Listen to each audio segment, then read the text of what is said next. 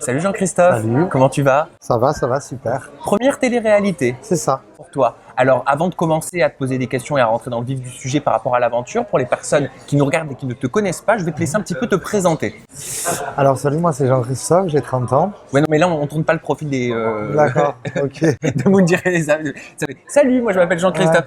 Vas-y, allez, cool. Ouais, j'ai 30 ans, je suis de Montpellier. Je suis chanteur. Moi aussi. Ah, c'est vrai? Oui, D'accord, disons que je suis à ok. Paris mais on s'en fout, c'est pas mon interview. D'accord, Vas-y. ok.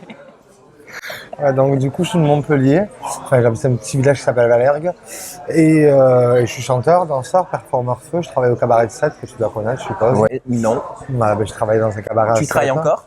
Oui, tout à fait. D'accord. Je travaille toujours là-bas et puis je chante dans les orchestres l'été, dans les fêtes votives, voilà. Tu es présenté donc comme un personnage, comme un artiste et comme un personnage véritablement atypique. Tu penses que ces deux termes te correspondent bien? Ouais, je pense, ouais. Je suis un artiste, ouais, je pense, parce que je suis dans le milieu du spectacle. Après, atypique, oui, j'ai mon caractère et puis j'ai ma personnalité, oui, je pense aussi. Tu as l'air assez rêveur. Je me trompe? Ah, un petit peu, je suis un petit peu sur le nuage, ouais.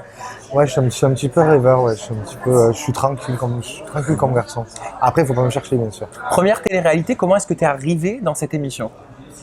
Alors, je suis arrivé avec un petit peu d'appréhension parce que, bien sûr, je savais très bien, moi, qu'il y avait des têtes d'affiche qui étaient avec nous. Donc, du coup, je me suis dit, est-ce que ça va bien se passer? Est-ce que ça va mal se passer avec ces personnes? Et puis, en fait, c'est des personnes qui sont sympas, qui sont cool, c'est des êtres humains comme tout le monde, quoi. Pourquoi la télé-réalité? Pourquoi est-ce que tu as dit oui, tiens? Ben, c'est quelque chose que j'apprécie, j'aime bien le côté caméra, le côté après, entre guillemets reconnu un petit peu dans la rue. Et pour mon métier, ça va me permettre de pouvoir avancer, de pouvoir évoluer, de pouvoir, je sais pas, enregistrer peut-être un single ou, je sais pas, avoir beaucoup plus d'élèves quand je donnerai mes cours, des choses comme ça, quoi. Est-ce que on peut dire que c'est stratégique quelque part pour ton business? Ouais, stratégique ou... Ouais, on peut dire ça comme ça si tu veux, il n'y a pas de souci. Non, c'est à toi de me dire, hein, moi Non, c'est juste une question. c'était même pas quelque chose qui était stratégique parce que j'ai pas spécialement réfléchi, c'est quelque chose que j'appréciais. Je regarde beaucoup de télé-réalité, c'est quelque chose que j'aime beaucoup. Une télé-réalité de survie. Alors là, c'est la première fois qu'on a Ouais. quand même des candidats venant des Marseillais, avec des candidats aussi anonymes, dans une télé-réalité de survie. C'est la première fois que W9 fait ça. Le côté survie, ça t'a fait peur? Le côté survie, ouais, ça m'a fait très très peur parce que moi je suis quand même un bon mangeur, ça se voit pas spécialement, mais j'aime bien manger et j'aime bien avoir un minimum de confort. Donc du coup, je me suis dit est-ce que ça va le faire ou pas, et c'est vrai que c'était quand même assez compliqué parce que c'était pas facile du tout, quoi. Qu'est-ce qui manque le plus sur l'île? Alors, ce qui manque le plus, c'est de manger, bien sûr. Le manque d'hygiène. Parce que tu te laves pas les dents, bon, bref. Ah oui, donc aucun d'entre vous ne se lavait les dents. Non, on se lave pas les dents. Ça sentait. On se sentait pas entre nous parce que Ouais, bah oui. vu qu'on était tous à la même loge, à la même enseigne, donc du coup on se sentait pas spécialement. Mais après, ouais, c'est vrai que le manque d'hygiène et le manque de tout ça, ouais, c'était très très très compliqué. Après, le fait de pas manger non plus, c'était très compliqué parce que t'as besoin de manger, quoi, comme Alors, tout être humain. comment ça se passe? Et si on peut expliquer aux personnes qui nous regardent, donc pour l'alimentaire, il y a une petite épicerie donc en plein milieu de la jungle. Oui. Et comment est-ce que ça fonctionnait pour pouvoir justement prendre de la nourriture?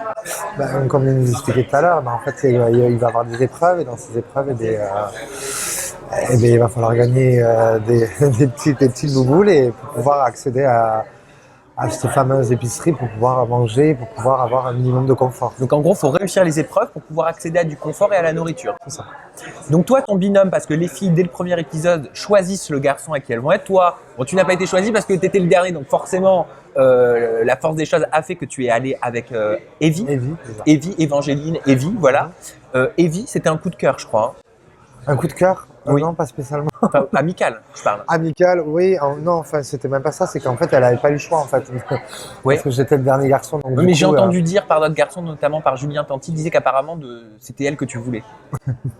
C'était de l'humour. Ah, c'était de l'humour. Ah, d'accord. Donc non, tu ne voulais pas du tout Evie, c'est ça? Ah, vous verrez.